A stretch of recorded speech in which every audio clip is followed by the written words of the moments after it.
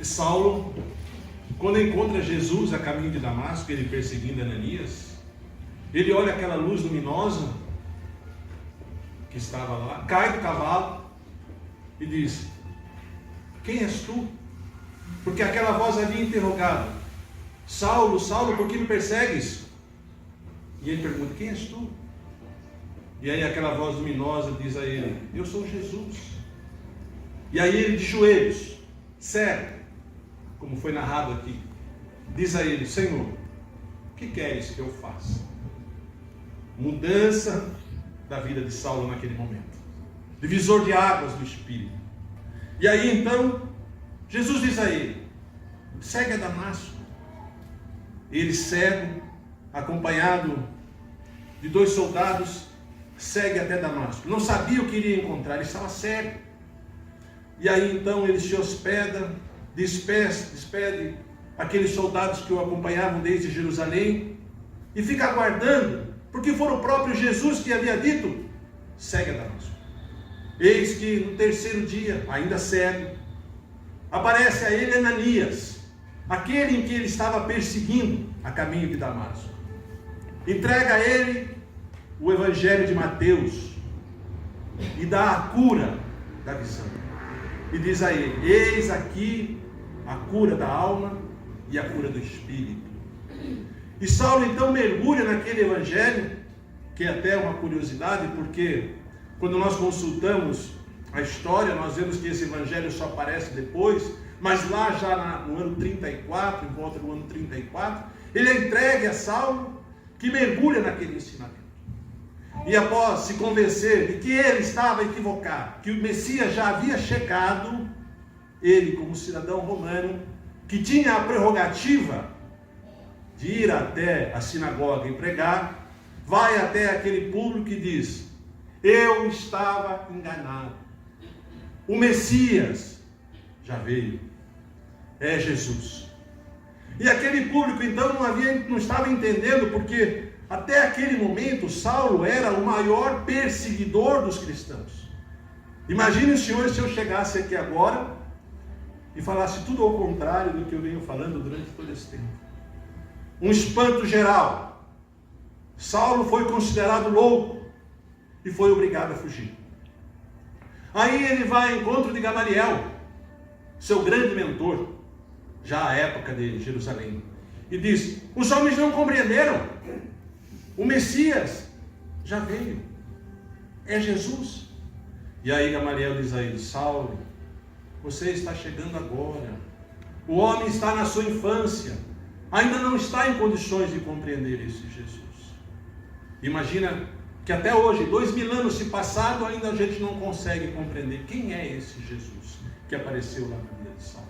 E aí então ele faz a seguinte pergunta: mas e agora? O que é que eu vou fazer da minha vida? Eu era juiz de direito, como eu vou voltar a Jerusalém? E aí Gamaliel diz a ele: mas não tivestes uma profissão? Não aprendestes nada, nenhum ofício, nada? E ele disse: eu fui tecelão, meu pai me ensinou o ofício, então trabalha, se apegue à sua profissão e trabalha, e defenda o Evangelho. E aí Gamaliel inclusive arruma a oportunidade dele trabalhar com o seu próprio irmão no deserto da Samaria, aonde Saulo fica 3 anos, em pleno deserto, trabalhando, pensando, meditando em tudo aquilo que ele havia feito até aquele momento e quem era aquele Jesus que havia intercedido na vida dele naquele instante. E após 3 anos, eis então que, já ao quebrado, marcado pelo sol, ele retorna a Damasco, na mesma sinagoga, e mais uma vez, agora já convencido, quer depor. E mais uma vez ele reafirma: o Messias já veio, é Jesus. Os judeus então não compreenderam, porque como poderia ser aquele carpinteiro o Messias esperado, se até hoje ainda não é compreendido? Mais uma vez, Saulo é perseguido. Havia uma ordem de prisão contra ele, mas como cidadão romano, ele exige o documento que não se encontra naquele momento e ele foge. Aí ele vai ao encontro de Ananias. E quando ele encontra Ananias, ele diz: Saulo, é melhor que vá embora.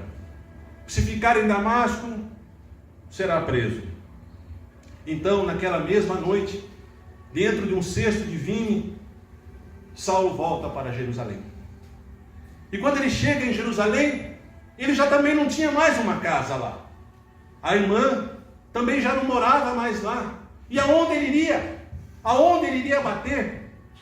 E eis o destino que orienta que ele vá bater a porta da casa do caminho. O primeiro núcleo cristão de Jerusalém, aonde ele próprio estivera desafiando Estevão.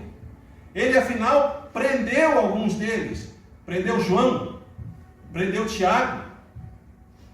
E agora ele se vê na condição de retornar àquela casa. E quando ele chega à casa no caminho, bate a porta, o emissário atende e é dito a ele: diga que Saulo de Tarso está aqui e quer entrar. Simão Pedro fica pensando: mas será que ele havia se modificado a esse ponto? Será que aquele mesmo que nos perseguiu e matou Estevão agora se renovou? Tiago diz: não vamos aceitar. João, por sua vez, diz: e o que o mestre nos falava? O que o mestre nos ensinou? Senão o perdão? E em face dessa situação, Saulo é acolhido, visto que ele já não tinha mais um lar. É acolhido na casa do caminho. E ele faz um pedido a Simão: gostaria de usar o mesmo leito de Estevão, aquele que ele havia matado. Fora concedido. Ocorre que ele também não podia ficar em Jerusalém, porque havia um mandato de prisão contra ele, e lá ele seria preso. E nesse sentido, Simão diz a ele: olha, é melhor que vá embora, que procure voltar à sua terra natal, vá a Tarso, quem sabe lá encontra a guarida na casa de seus pais. Ele que era jovem, então ele vai a Tarso, retorna à casa dos pais, e quando lá ele chega, a mãe já havia desencarnado, de desgosto daquilo que o filho tinha feito. O pai diz: Saulo, me decepcionastes, eu preparei para ser o senhor do sinédrio, e agora tu segues o carpinteiro? É isto que me oferece? Há de se fazer uma escolha, ou eu, ou Jesus. E mais uma vez, Saulo se vê na condição de escolher Jesus. E então ele vai embora. O pai, arrependido, resolve então mandar a ele algum dinheiro, que ele pensa em não aceitar naquele momento. Orgulho. Ocorre que a situação não permite. Ele recebe o dinheiro para poder comprar o Tiago, aonde ele fica trabalhando durante 3 anos na cidade de Tarso. Naquela mesma cidade onde ele havia se formado e estudado, onde era respeitado, agora era um simples tecelão. Desanimado, combalido, caído, certa noite, já em desespero, porque não sabia mais o que poderia fazer, eis que aparece a ele 2 espíritos luminosos em desdobramento do sono. O primeiro, Estevão, aquele que ele havia assassinado, que diz a ele: Saulo, levanta, levanta, a luta não começou ainda, agora que nós vamos trabalhar. E aí então aparece um segundo espírito luminoso, Abigail, sua noiva, que diz a ele: Saulo, por que o desespero? E aí ela dá uma frase que marca o livro Paulo e Estevão e marca a nossa vida. E diz a ele: Saulo, ama, trabalha, espera e perdoa. Meus amigos, esse é o tema da palestra da noite de hoje. Essas 4 palavrinhas que Abigail se dirigiu a ele naquele momento em que ele estava caído, como um reconforto para que ele reiniciasse aquela jornada, sabendo que ninguém está sozinho, mesmo nos momentos de mais dificuldade. E essas palavras, meus amigos, elas nos revigoram, nos fortalecem nas nossas dificuldades. O que seria sem o amar? Mas não o amar como nós efetivamente pensamos, o amar egoísta, a algema, que prende, mas o amar que liberta. O amar que permite que o outro exerça o seu próprio livre-arbítrio e que você ajude sim na medida das suas possibilidades. E eu me lembro então da passagem do bom samaritano, quando Jesus narra aquele passagem, quando ele é perguntado: como devo amar? Quem é meu próximo? E aí então ele simplesmente narra a passagem do samaritano, que vê aquele homem caído, depois do sacerdote, do levita ignorar, ele dá toda a assistência necessária. Meus amigos, o que é amar? Muitas vezes nós não compreendemos o real sentido da palavra amar.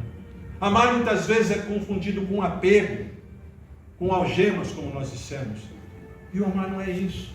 É compreender que cada um está dentro do seu momento de evolução e é necessário respeitar aquele momento, fazendo aquilo que é possível diante das suas condições para aquele ser. Em especial aquele que está na nossa família. Afinal de contas, quem está ao nosso lado, senão aqueles que foram desafetos muitas vezes de encarnações passadas? Que nós achamos que é nossa propriedade, mas não é. Porque se fosse, poderíamos levar, poderíamos interferir. Que muitas vezes sofremos determinadas situações porque queremos o bem daquela pessoa, mas não alcançamos na medida do possível. Porque muitas vezes é necessário que o cidadão sofra, que ele passe pela dor, para que ele se restabeleça. E nós queremos proteger e colocar dentro de uma redoma. Será que isso é amar? É fato que os sentimentos, eles afloram, mas nós precisamos entender o real sentido, como o próprio Jesus nos colocou, da palavra amar, que não é posse. E muitas vezes nós confundimos. E aí ele continua falando: trabalha o tempo todo. E eu me recordo que naquela época, logo em seguida, Saulo é chamado a trabalhar. Simão o convoca para que ele vá a Antioquia para construir o primeiro núcleo evangélico fora de Jerusalém. Realizou 2 viagens arrecadando recursos para Jerusalém. E ao final, quando ele já não tinha mais condições, o próprio Estevão diz a ele: escreve. Não consegue viajar? Escreve. Aí as cartas de Paulo. Ou seja, sempre nós temos a possibilidade e a oportunidade do trabalho. O que nós estamos fazendo aqui nessa encarnação, se não evoluir através do trabalho? Não é?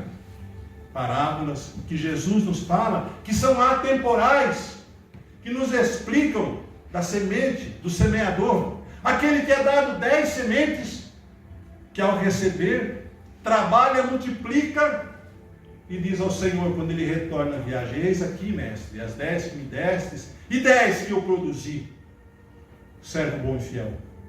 Aquele que recebera 5, porque não estava na mesma condição evolutiva daquele que recebera 10, trabalha com as 5, e quando o Senhor se apresenta, ele diz: eis aqui as 5 que me destes, e as 5 que produzi, servo bom e fiel. Mas aquele que recebeu um talento, com medo, enterra o talento. E quando o Senhor aparece, ele diz: olha, aqui está o seu talento. Eu tive medo, não trabalhei, e aqui está. E aí o Senhor diz a ele: servo mau e infiel.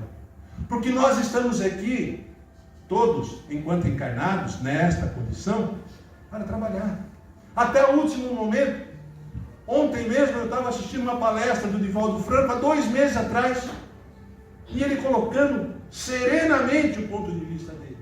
Com 98 anos ele trabalhou, assim como o Chico também até o final.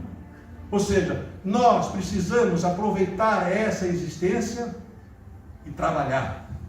As dificuldades são inerentes à vida. Todos nós a temos. Ou tem alguém aqui que não tem problema ou tem dificuldade? Todos nós temos. E elas são como ondas do mar. Vem a primeira, passa, às vezes vem uma marolinha, mas em seguida uma outra maior, e nós vamos enfrentando. Esse é o objetivo da nossa encarnação, e é isso que o Espiritismo nos fala, a necessidade de trabalhar e evoluir. Esta é a lei. Mas Abigail vai além e diz a ele: Saulo, espera o momento oportuno, espera que as coisas vão acontecer no momento certo. E o nosso egoísmo impede muitas vezes que nós aceitemos um não. Saulo mesmo, quando o pai oferece a ele o dinheiro, ele pensa em não receber. Afinal de contas, ele fora maltratado. Mas ele coloca o orgulho debaixo do braço e recebe aquela oferta para poder trabalhar. E nós queremos a coisa na hora. Eu quero agora. Eu gostaria que fosse hoje. Só que as coisas na natureza não acontecem assim. Nós trabalhamos com crianças e mostramos a ela como funciona a natureza. A necessidade de plantar, de cuidar e colher.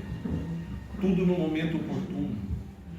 E muitas vezes, como eu disse, o nosso orgulho impede que nós aceitemos situações como essas. Nós queremos barganhar com Deus. Queremos fazer as nossas promessas. Olha, se eu ganhar na loteria, né? E nós precisamos trabalhar, esperar o momento oportuno. Muitas vezes aquela dor é um momento de transformação do espírito. Caibar Schutel fala no seu livro Velhice, que a velhice é o momento em que o espírito já está se desligando do mundo material e se conectando com o mundo espiritual.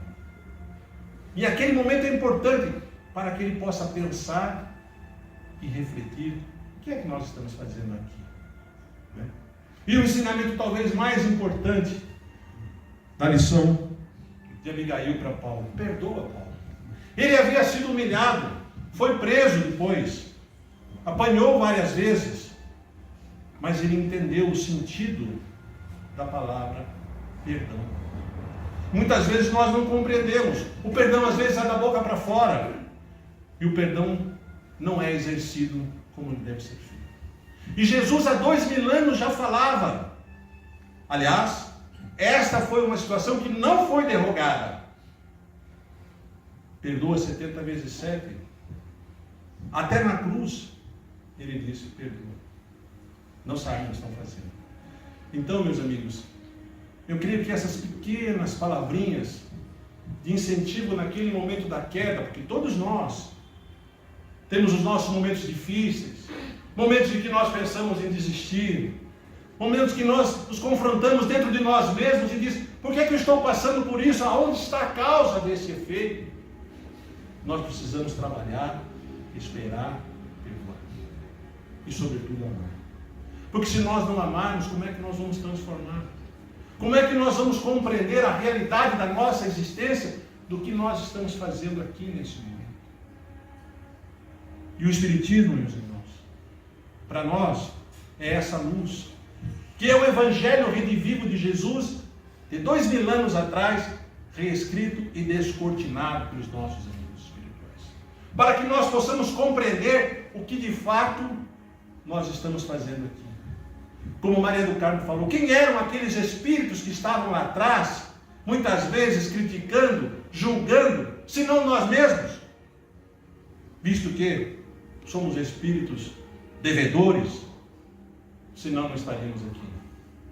Costumo dizer que o palestrante é o maior devedor, que muitas vezes lá atrás criticou, blasfemou e se vê na condição depois de defender aquilo que ele atacou no passado. Há uma passagem muito interessante no livro Aconteceu na Casa Espírita, em que há um ataque espiritual a uma casa. E esse ataque é justamente em cima dos trabalhadores, estimulando o orgulho e a vaidade de cada um deles.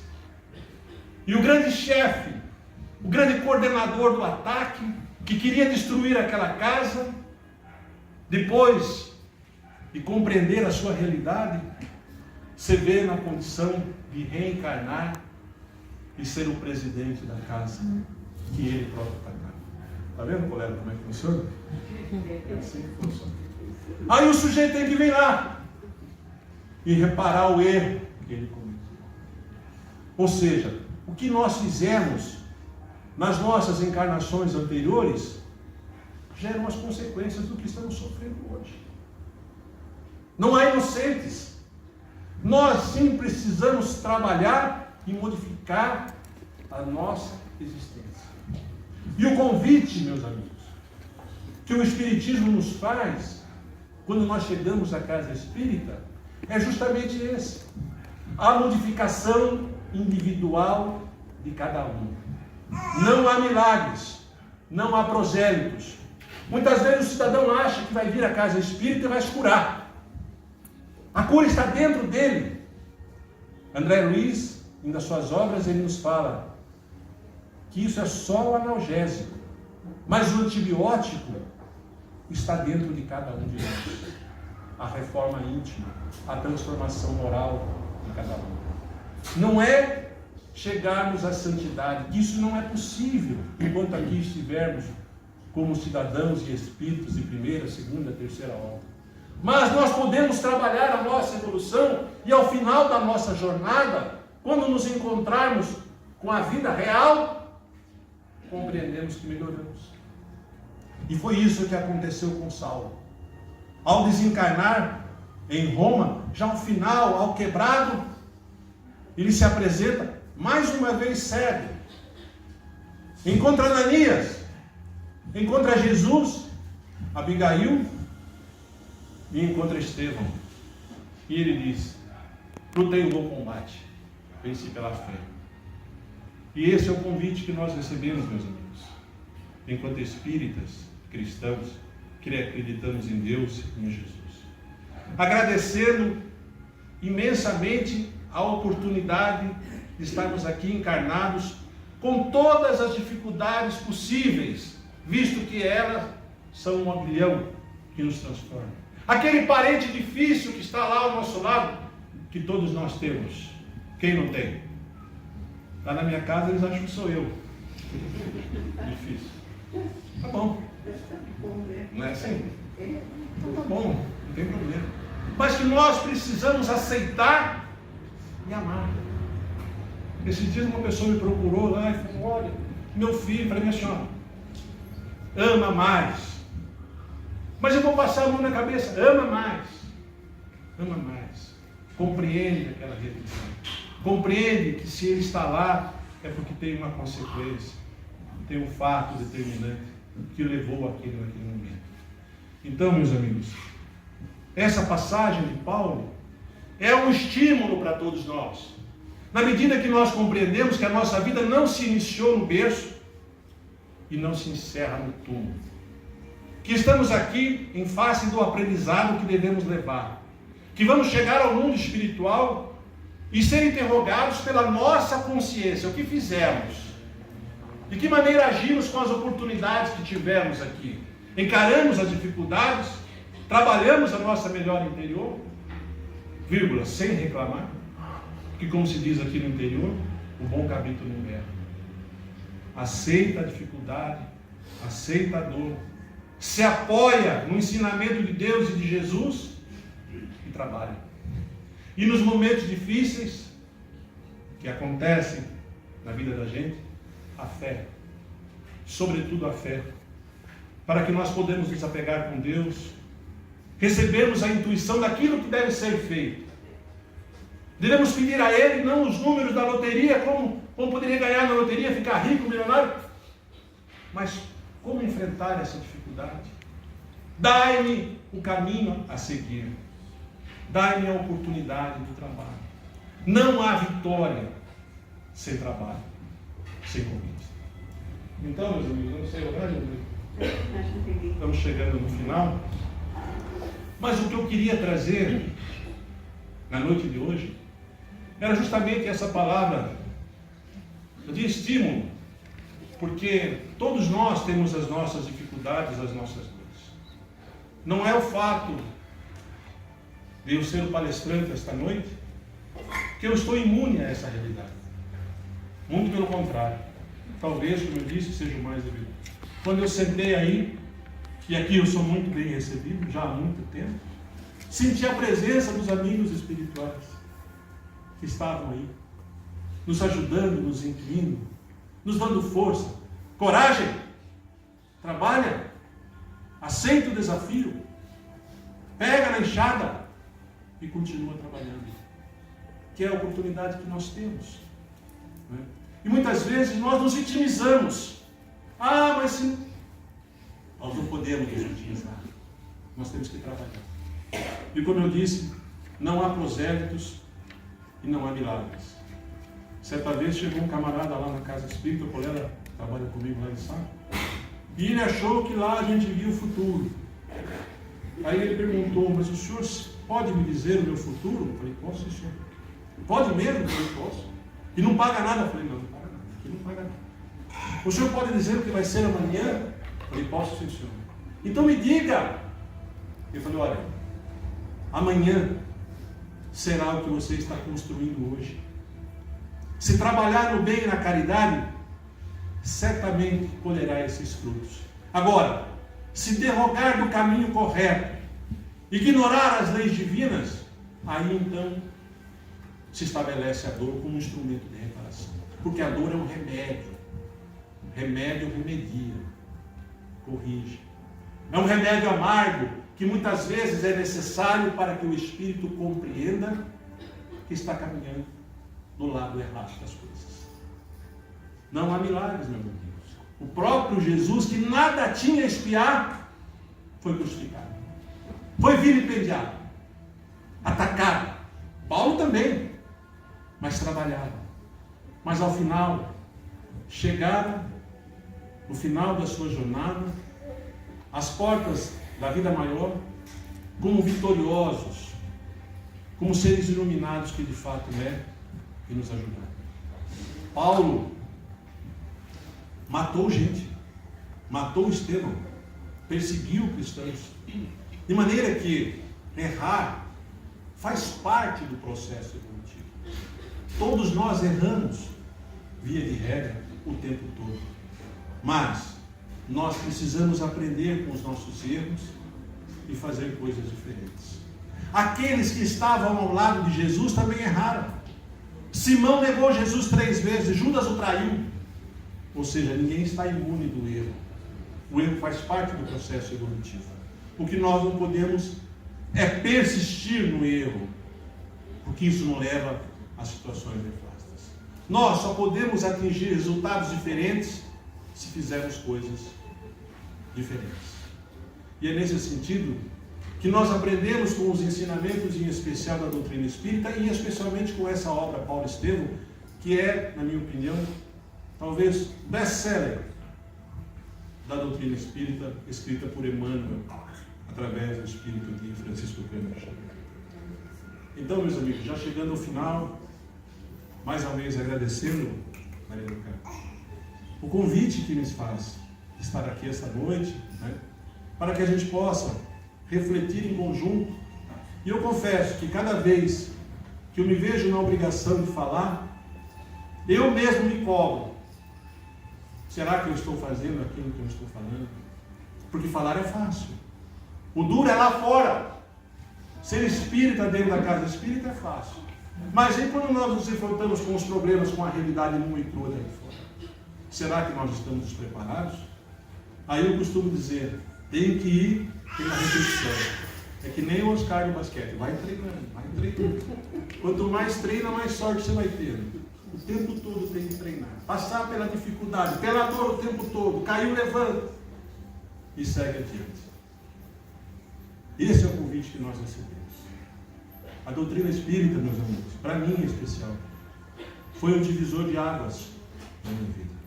Porque eu não conseguia compreender por que eu estava passando por aquela dificuldade, qual era o motivo daquela dor, aonde está o propósito desse sofrimento.